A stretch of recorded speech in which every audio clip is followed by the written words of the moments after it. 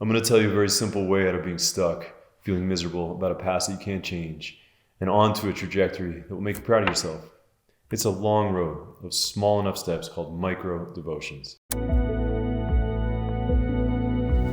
If you have a tendency to be down in the dumps and that frequency keeps you operating and feeling below what you know deep down to be your potential, if the negativity keeps you from the happiness that you want to experience in life, then this is for you. If you ever run a self-defeating narrative loop, this is for you. If you're inclined, maybe even addicted to validating your own state of discontent by believing that there's no other way, this is for you. If you feel pretty good and want to expand further, this is for you. If you believe that we're at a global impasse and it's all downhill from here, this is for you. Because even if you think we're going to hell in a handbasket, take it like the Grateful Dead told us. Enjoy the ride. Really though, you can't help the world much with low energy, and energy doesn't just come from sleep, but from the frequency you emit throughout yourself as a circuit of electric humanity. If you're human, yes, you're starting to get it now. This is for you. If you're human, you deserve to know yourself as loved, intelligent, and empowered. Just because you're human, that's where you start. No scorecard of recent losses and wins, full stop. This is definitely for me, and that's why I'm sharing it with you, because micro devotions work. I've had success in my life, but there's often been this nagging dejection that feels like impending doom. Like, what's the fucking point anyway? I would quickly run out of positive stamina and find a reason to believe in the inevitability of existential doom. See, a few years ago, I invested most of my capital and all of my identity, my idea of who I was in the world, into a project that hasn't worked out the way it was supposed to. Even though the process sent me onto a new path that's going really well and has great potential, I'm still disposed to let that failure energy seep into work that has nothing to do with the old project that didn't work out. Why should my inability to run my popular and longtime successful events out of my new space in Montana take the wind out of my sails when I'm working on other pursuits? Shouldn't there instead be a sense of urgency, even more motivation to build in other ways? Not if the energy is off. And don't sign off because this sounds too new agey. I'm not talking to you about overly fragile ideas of self-protection that have self-proclaimed intuitives or empaths running for a chai and a stick of incense to handle basic human moments. And I'm not demeaning those folks either. We all need micro devotions. You have to build yourself up a little at a time. If you have big realizations and big moments, no matter the context, plant medicine, religion, a near-death experience, new love, you still need to integrate. Making a big shift is really more like grandma knitting a sweater than modern self-help wants you to believe, because quick fixes sell really well. The next time you open any social media app, you'll immediately be bombarded with posts that promise you an instant fix to back pain or even childhood trauma. So I think I've nailed it. Healing energy is grandma energy. Snail's pace, but great wisdom. Barely moving, but always there. In folklore from all cultures, you go to grandma for solace in the form of energy, food, and stillness. You put yourself in grandma's hands, like the great Bill Withers sang. She'd say, baby, grandma understands. I'm not going to try to do his voice. All those healing broths our ancestors made take a full day, at minimum. Grandma understands is the energy I'm telling you to give yourself through micro devotions with a simple practice, like repeating, I am grateful that I can experience this feeling.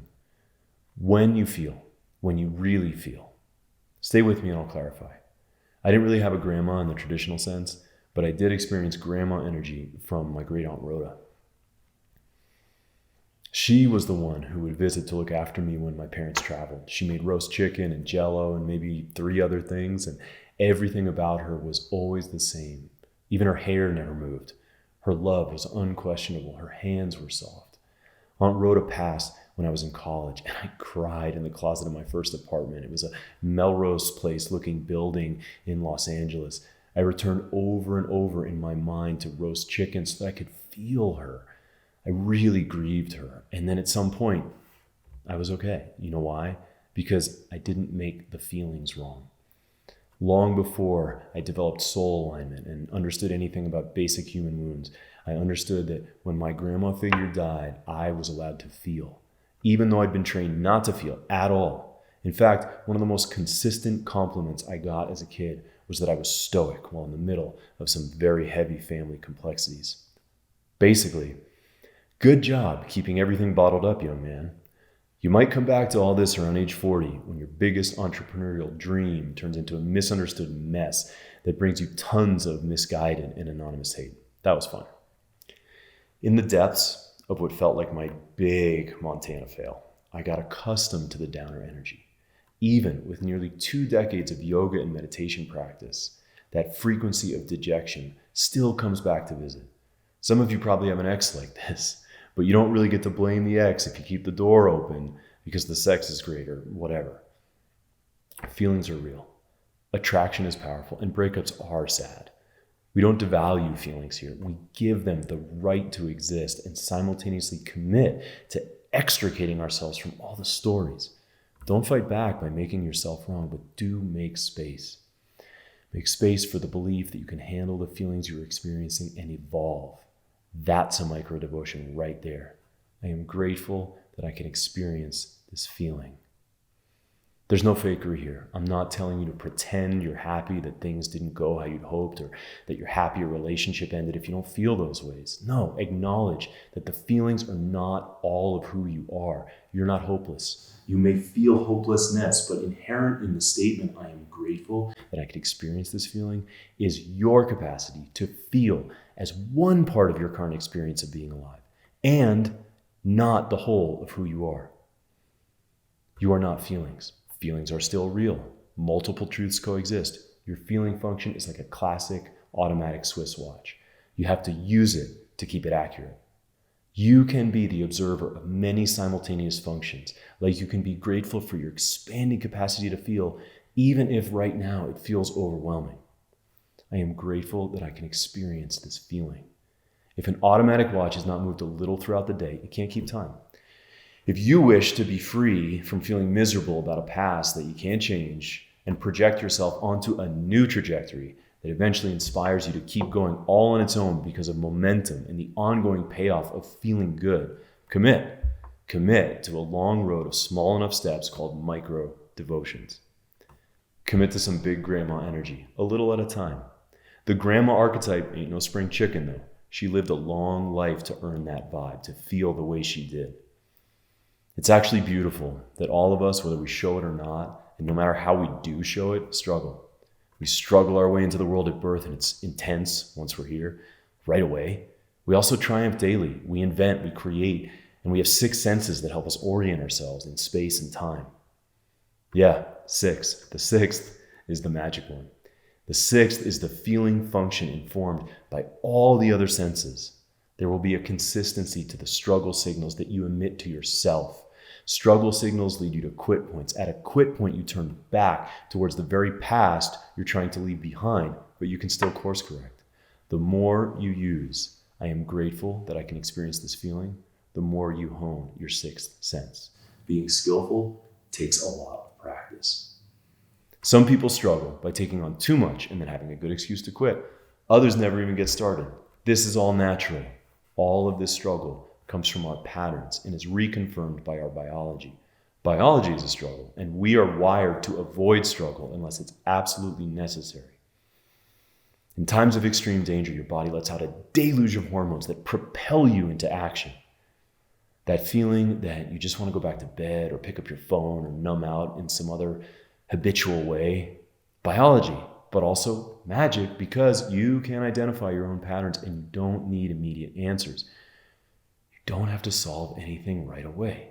It's a relief to use micro devotions. And you need micro devotions that help steer you away from a fate you didn't choose, an energetic fate that will always lead you to reasons why not. Whatever you unconsciously reach for in these moments of despair is what's keeping you down. Could be a story you let yourself believe, grabbing your phone, crappy food, exercise as punishment. Commit to the micro devotion of believing in your own capacity to handle the feeling so that you can be here now instead of losing another 26 minutes to some bullshit. I am grateful that I can experience this feeling. Devotion is a form of belief that represents your faith in life itself. But ironically, you don't have to believe anything yet. That's what's so cool about this. You don't have to sign on to anything huge. Micro devotions intrinsically carry the frequency of faith. Even if you don't believe yet, you get to benefit from saying some silly little phrase to yourself over and over each day, right when you know you need it. Let's backtrack a minute. Notice, I said getting unstuck would be simple, not easy. You will need stamina. Whatever the playing field, expertise is usually mastery of a few simple moves that support the ability to handle all the variabilities or possibilities at play. The expert has practiced so much that the skill becomes second nature. Second nature is something you've learned from practice. First nature is what we come into the world with, like our first five senses. About a decade ago, I grew obsessed with handstands and made up this whole story that I had to have certain handstand skills in order to be legitimate in the world of physical culture and as a teacher. I let this story grow through repetition, like micro devotions, but negative. Even though it's long been obvious to everyone close to me that people practice with me or go on retreats or hire me as a coach for reasons that have nothing to do with a handstand or muscles or poses. My mom even tried to tell me. Look, I could go deep into the underlying source of my needing to create physical watermarks for my worth as a human being, but that is not the point right now. The point is that in the practice of handstand, I completely departed from micro devotions and instead tried to jump fundamentals because I was coveting skills, thinking they'd make me love myself and be loved. It's so silly, right? It's almost embarrassing to say out loud, but with micro devotions, I transcend.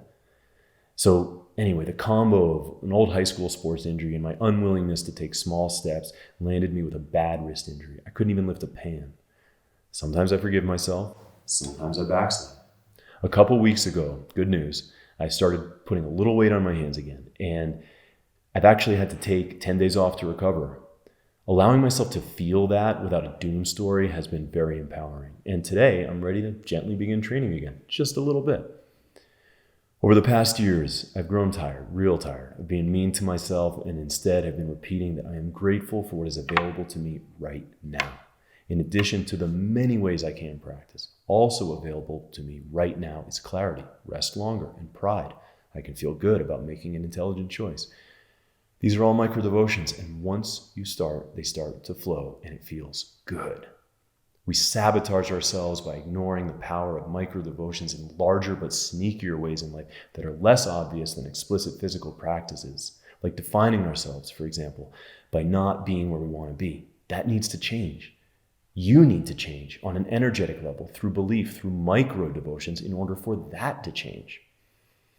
Changing your internal proclivities takes a little kindness a lot of the time, but also you don't fuck with grandma.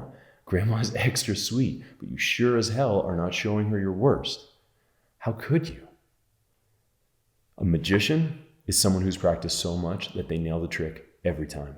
If you're lucky, you get it once. If you're a magician, you're always on the mark, like a patient handstander would be. The grandma archetype is a magician, able to turn fear into solace and concern into confidence through kindness with guidance and enough discipline. Be the grandma you want to feel. Look, sharing this technique of micro devotions with you also represents a micro devotion for me. I'm making a devotion to my soul alignment work and to a creative process that's challenging for me, yet will help you. I'm more inclined to share information in the form of story because of the story I have going about being on the internet is just another symbol clinging in the cacophony of self-help and quick fixes, but this is no quick fix. When I notice myself in that deflating headspace, it's time for a micro devotion, time to remind myself, for example, that the soul alignment work I lead for my community has been impactful and that resonance is what matters. It's been said that it's incredibly hard for the human mind to hold opposing ideas in the mind simultaneously. My first mentor used to say this all the time.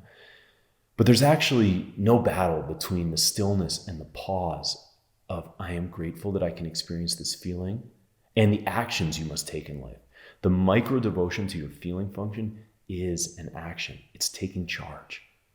Micro devotions allow you to see clearly, like a great boxer able to adjust to avoid a strike because he slowed time down.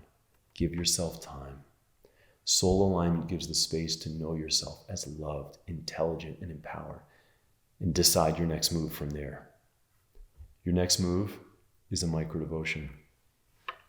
What's it going to be? You don't even have to move to get started.